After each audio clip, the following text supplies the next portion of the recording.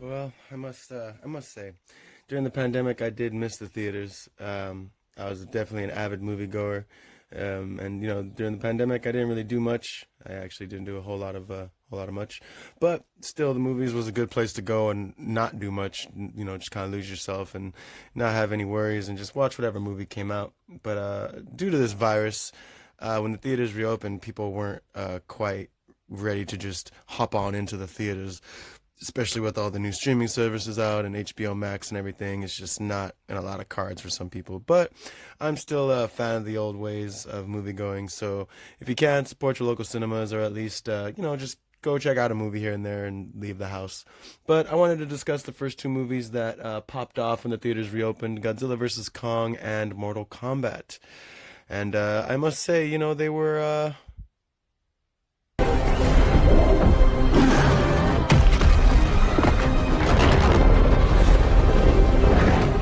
Oh, look at that.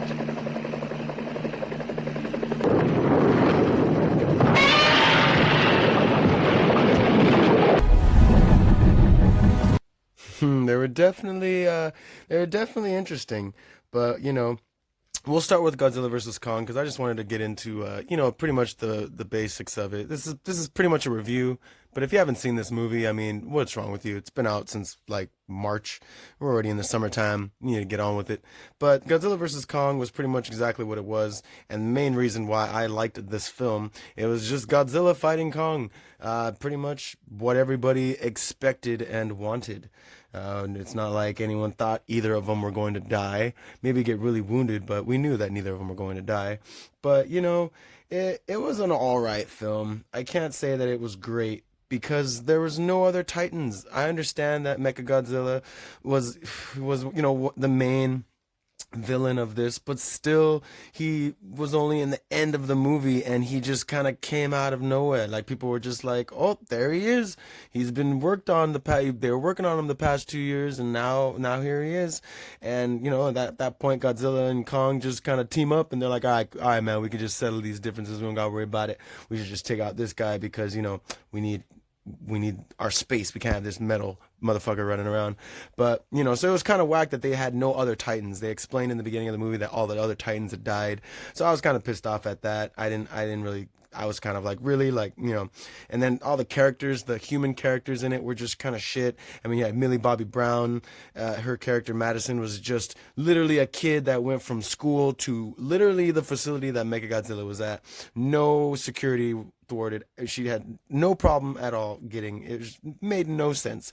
You had the Alex Skarsgård and Rebecca Hall as the doctors that cared about Kong and wanted him to help with Godzilla, and then you had the Brian Tyree guy that was Bernie, the podcaster, who was ridiculous. Like, come on, you telling me that corporation didn't realize that someone was like leaking information? I mean, it was just so unbelievable. But whatever. And like I said, Mechagodzilla and the whole company, I forgot the name of the company, dang it. But that company, it was just nonsense. Like they could have totally made a movie leading up to this one with more Titan action and other monsters besides Godzilla, and then led up to them having to create Mechagodzilla because of all this nonsense and bullshit that all these other Titans are creating. But it just turned out that it was just, Godzilla. And then at the end of it all, they end up finding Hollow Earth. Godzilla like blows a hole through Hollow Earth and, the fucking crust of the Earth, I guess. Our version of land, that's the sky of the fucking Hollow Earth. And then the movie just kind of ends with like, oh yeah, like we'll deal with it in the next film, if there is one. So I was just kind of let down that they rushed it in a sense, so I don't know. We all knew what it was going to be, and they could have just done so much more with it and just kind of set it up and made it and just got more monster action than these people just discussing how they want to get Kong. It was, I don't know. But for the most part, I definitely enjoyed it because I like Godzilla. So I knew Godzilla was pretty much going to win. He's a badass. There's no way he wouldn't. But at the end of the day, they could have done it better, and they could have made a movie that led up to this one. But, I digress. Hopefully if they do make another one, hopefully there's more Titans in it because they already killed Mechagodzilla, unless they just bring him back. But whatever. But yeah, so, Godzilla versus Kong, check it out. I definitely would say that I would watch this movie over Mortal Kombat. You know, if you know the original Godzilla, it's not as bad as it was. So like I said, for just Godzilla fans, this is what we wanted, and it's a lot better than what we had. But you know, unfortunately, these directors and people just don't know how to put they don't know how to put a good story together dealing with human characters in monster films. So whatever, y'all need to work on it. But let's jump across the sea and we'll shoot over to Mortal Kombat. Because like I said, Godzilla vs. Kong could have been better. It had the same marking you do, Cole. It's a birthmark. What do you mean? He was born with it. It's not a birthmark, Cole. It means you've been chosen.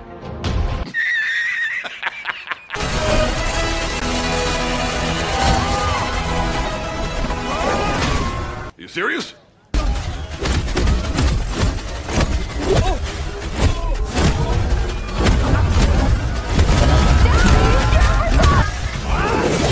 Oh, brother, this guy stinks! So I fucking totally agree with that guy. Mortal Kombat was total shit. In comparison to Godzilla vs. Kong, I would have to say that I would much rather watch Godzilla vs. Kong 4 or 5 times over, at least, maybe, compared to Mortal Kombat, because I am a fan of the video games, and I would rather play the video games and play as my favorite characters and fight my friends as their favorite characters and enjoy Mortal Kombat for the game that it is. This movie did not butcher the game, but it did completely butcher the lore if you're a fan of the game and of the story of Mortal Kombat. So I just want to say from the start that the movie does revolve around this guy, Cole, who is like pretty much a nobody. In any of the games, in any of the When we got there, anything it about took through our Mortal unit in Kombat seconds. has nothing to do with it. He's apparently a great descendant target of has Scorpion, superhuman. which is like, really? Okay, I mean, I guess. And, he is born with this tattoo on his chest that shows that he is a warrior. Okay, I guess. But that's not what Mortal Kombat is about. Mortal Kombat is about just these specific characters from other realms fighting. And you don't have to create your own character to make everybody feel like they're new in this too. If they don't know what Mortal Kombat is, sucks to suck. You should learn about it. Play some video games maybe once in your life. I don't know. But I just want to say that I did not like this movie. It was all over the place. First of all, like I said, the tattoo was stupid. It's not some birth thing that you get that just allows you to be in Mortal Kombat. It's just something that I forget what the lore is, but it's just, that's not it. But there was only 12 characters that were used in this movie, and only 3 of them were fucking useful. But I will say that Jax, I'm so upset, like I say, as a man of color, I do not like that they gave Jax little bitch arms, and that he somehow had the power of worry when Sonya Blade had a rock fall on her, and he was able to lift the rock off of her with his little bitch arms, and then they turned into muscle arms, and Sonya was not even scratched. She had no scratches on her from that rock. So I don't know where his power was in the first place when he got his little bitch arms, but whatever. Yeah, I just didn't like it. I mean, some of the fight scenes, of course, were cool, but that was about it. So, when you compare it to Godzilla and Godzilla's fighting, I mean, obviously, it's a lot more fun to watch people do the kung fu, but in this instance, I'd much rather just watch monsters fight, and just play Mortal Kombat. So, sorry, Mortal Kombat, but I would have to give you, a 4 out of 10, and Godzilla a 7 out of 10. But thanks to those movies, the theaters reopened and people were able to go see them with friends and family and relive that experience and just get some normalcy back into their lives. So, in the grand scheme of things, it was a good thing that these movies finally were released. Yeah, it took a year, but hey, at least they came out. But, yeah, so, like I said, support your local cinema, please, help them out. I don't want to lose the movies. That would suck. I don't want to have to spend money on streaming services all the time. Because fuck that. But, yeah, have a good one. Well, I guess I feel like I kind of like rushed that ending, so I'm gonna just redo it. But yeah, initially, like I said, just it's good to go back to the theaters, and hopefully y'all can.